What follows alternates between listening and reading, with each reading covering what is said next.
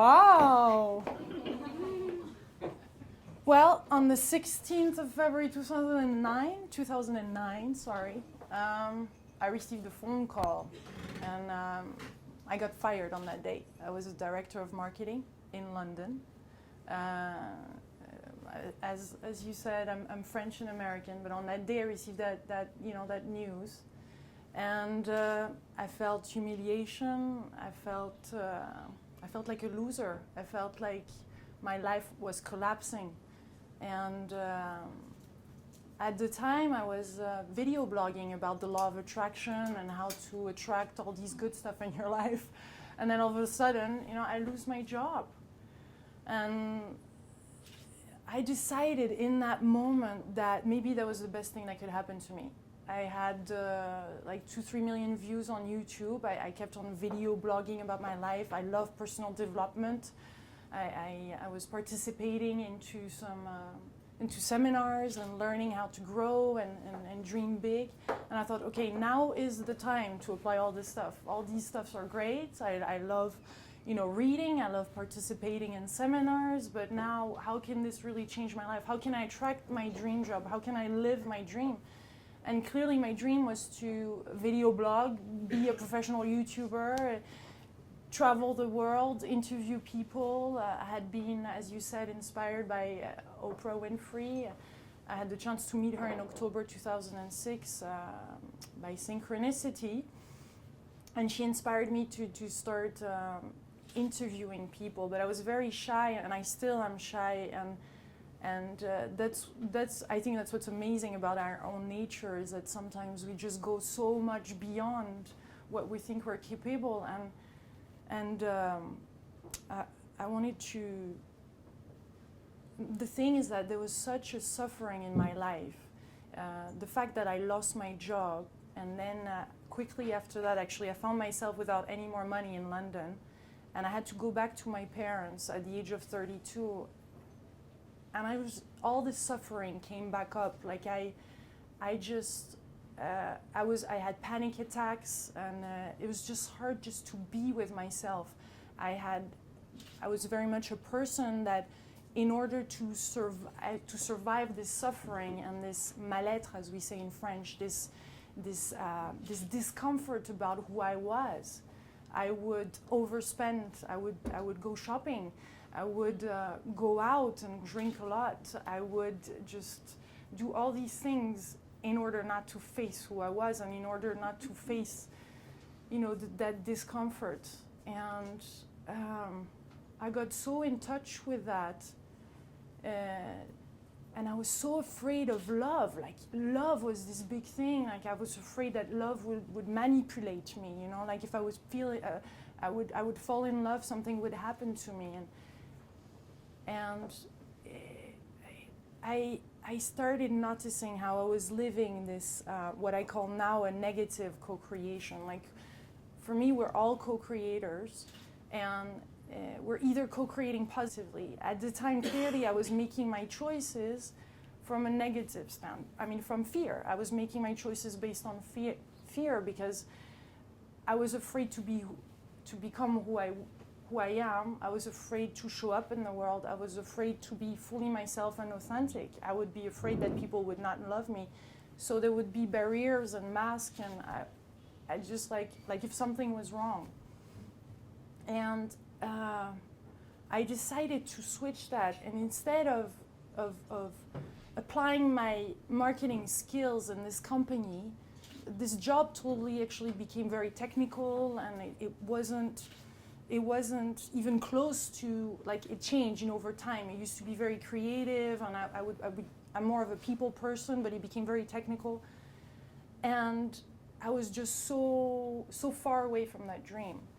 And I decided to unconditionally, and this is where the switch happened, to unconditionally offer those skills, like apply it at service of the world. And I decided to start interviewing people, and Oprah is my inspiration, to start interviewing people that were living their dream, whether it's scientists, entrepreneurs, authors. And I started posting those videos for free on YouTube. And that was pretty crazy because, my mom, I had done business studies, and my mom had restaurants, my parents had restaurants, and they're hard workers, and here I'm telling her, Mom, I'm just gonna post those videos for free. I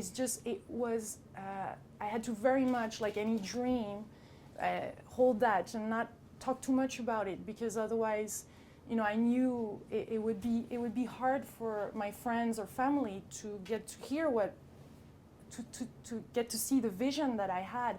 I just knew, and I had this knowing that if I post those videos, I'm going to be taken care of.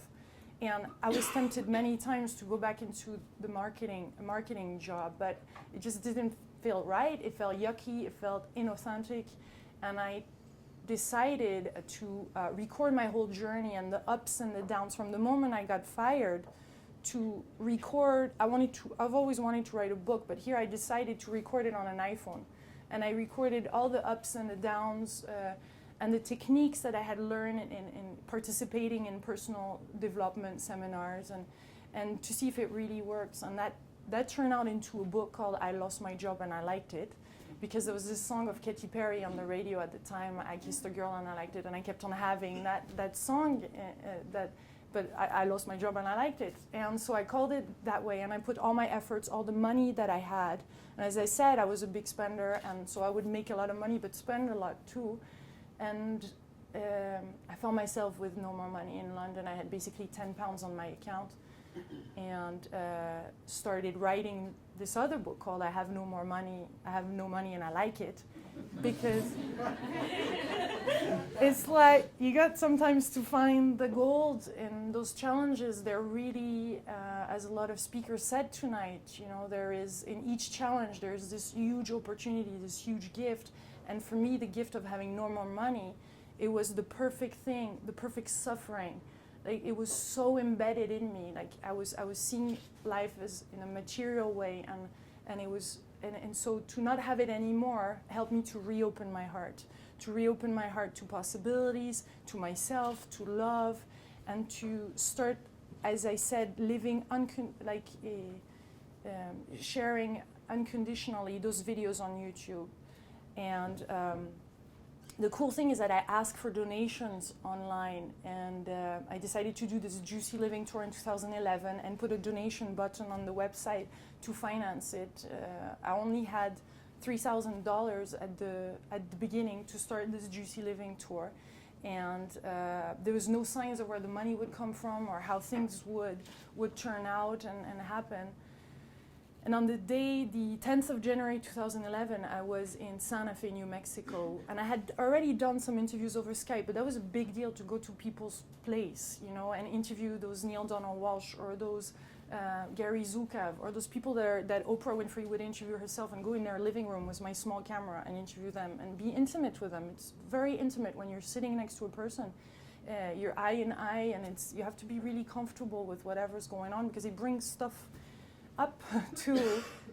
And the day before of starting the tour, because I love the number 11, so I wanted to start it the 11th of January 2011, I had to buy a computer to upload those videos on YouTube, because I had to sell everything before, etc.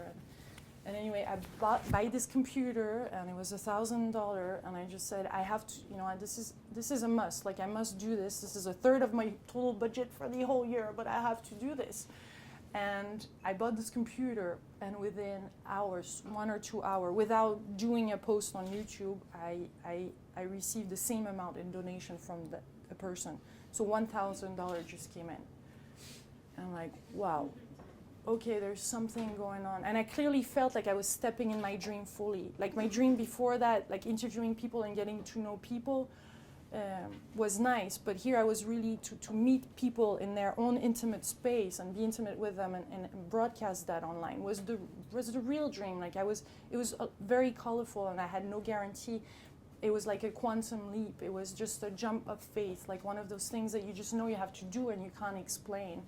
And that's why it's so precious and so baby. You have to protect it at that moment, and I felt carried from that moment, and I just, want you to feel like how when we dare to live our truth, when we dare to live our dream, we're in this positive co-creation, like the whole life really get to do its own job. Life's job is to really just support us, and we pretend like we're arrogant enough to say, this is what I want, this is what I want to do, this is the job that I want, and this is the woman or man that I want to.